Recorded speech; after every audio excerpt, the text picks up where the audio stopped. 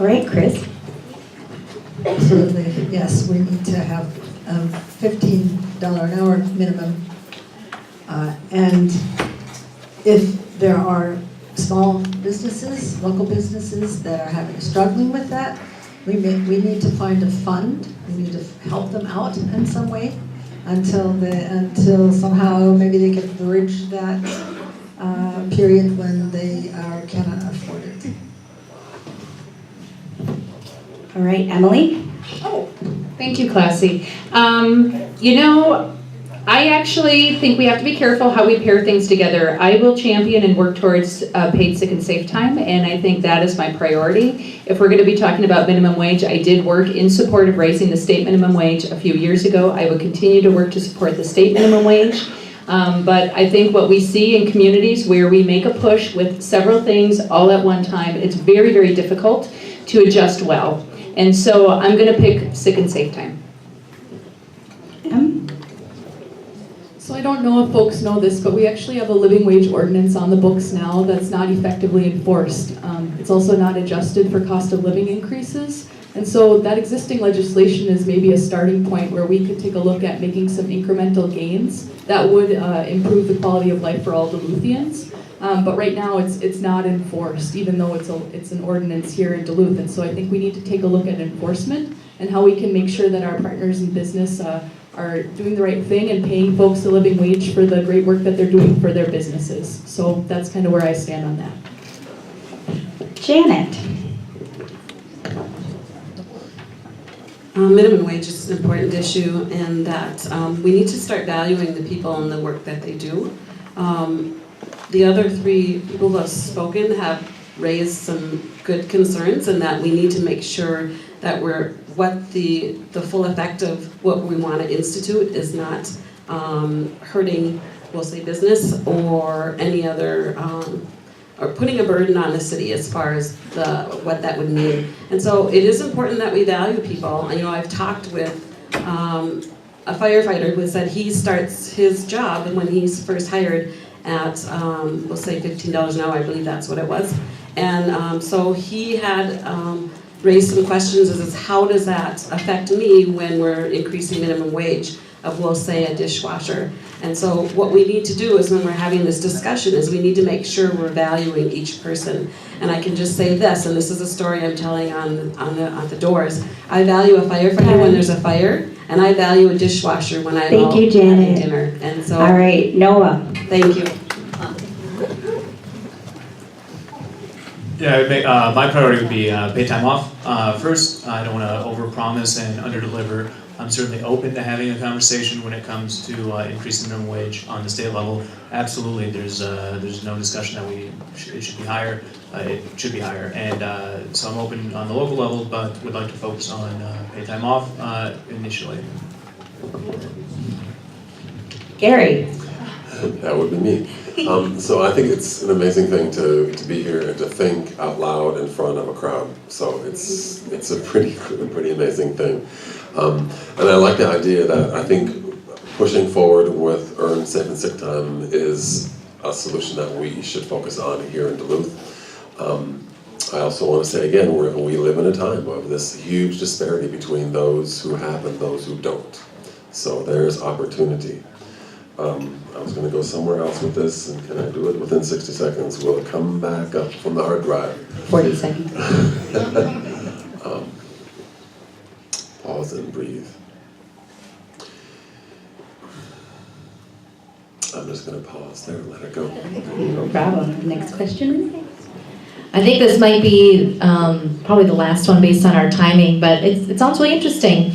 It's for the candidates.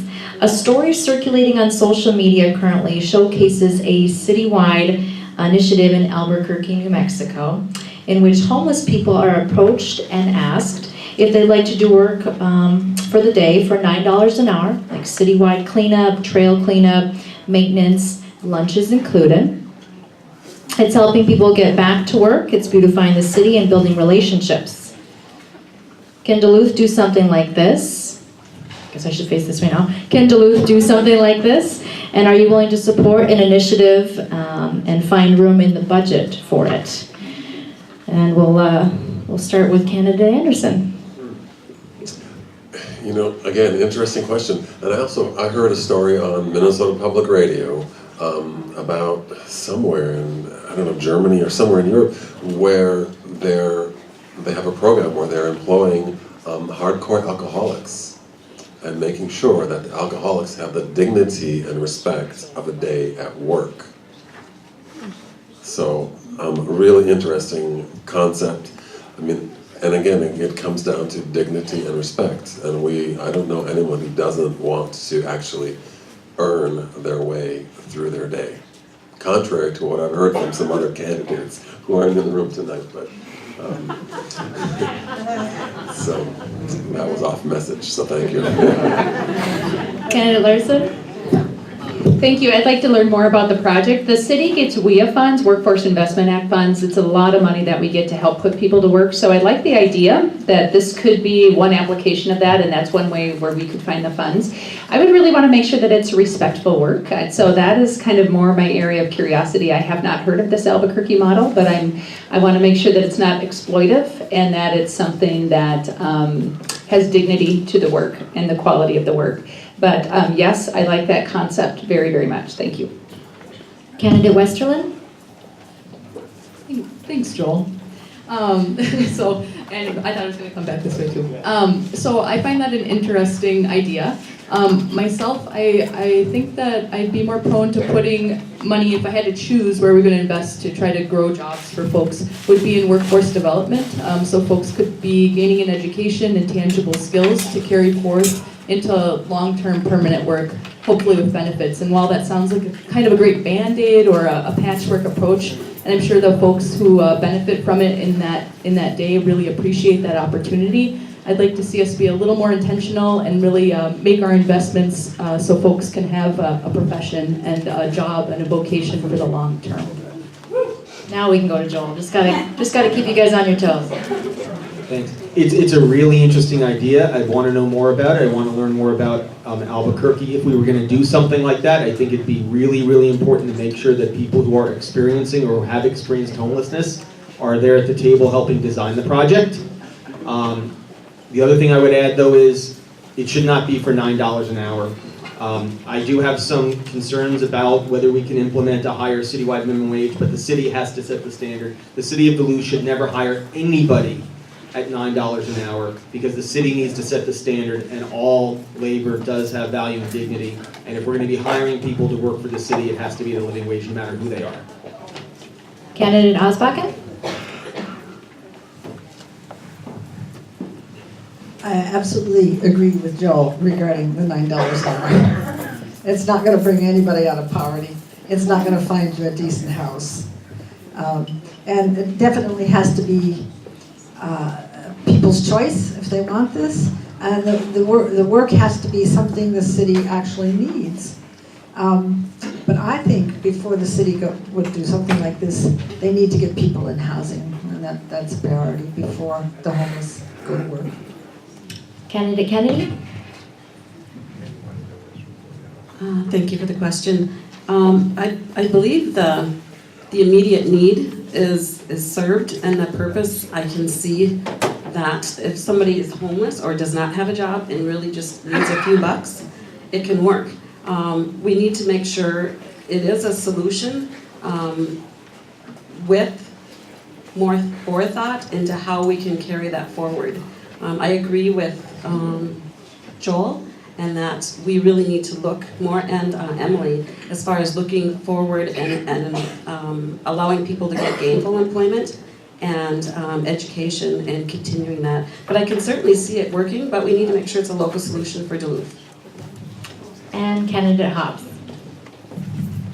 There's a lot of dollars, grants from the state, like Emily was referencing, for workforce development, and we could go through that mechanism, and there's certainly no shortage of work that the city could have done. If we were to prioritize what the city were to be spending money on, I'd like to see us meaningfully address homeless youth and partner with private businesses in getting them into those fields, and also have them step up so they're gaining meaningful employment and also job skills to help with themselves out of poverty. So we could certainly focus on that. I would be supportive of that, and discussing what that would look like.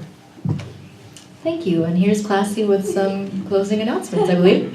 Yes, all right.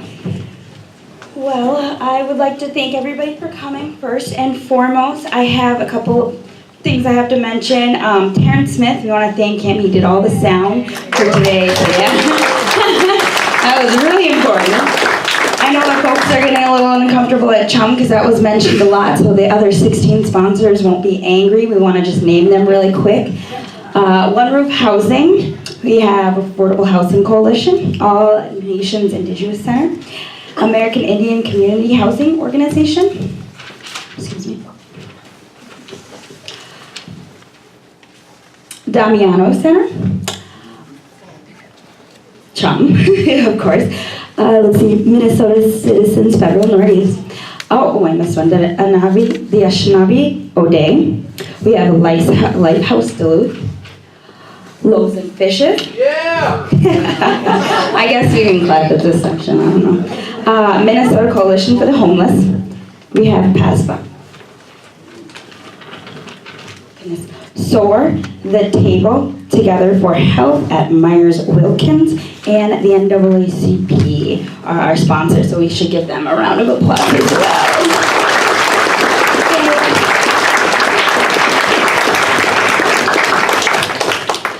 So other closing remarks, thank you all for coming again, and I want to thank all the candidates who showed up, and really we got to see who they were and what they represent and how they would or will be representing Duluth on the city council or mayor office, or we don't know. And I want to make a real big point to all of our storytellers. This is really important to me because I believe that not only, and this is what this forum is about to me, is that not only are we saying that these things are still going on in Duluth, but this is something that we can hold these people who are sitting here today accountable. They gave us their answers on what they think should be implemented in Duluth and how we feel about what the storytellers just said. So it is important that we come back here on October 29th, or City Hall on October 29th, after we review their answers and hold all these people and make sure they remember and they don't forget these answers and they don't forget these stories. And hopefully the next election coming around, we won't have these same stories, and we can fix equality, and we can fix race issues and the poverty gap and transportation and all of that. That is so important and imperative that Duluth really take a leading stance around the country to stop this right here, and we can be an example to future states outside of Duluth and Minnesota there. So that's my closing, and I want to thank you again and thank all the candidates as well, and hope to see you soon.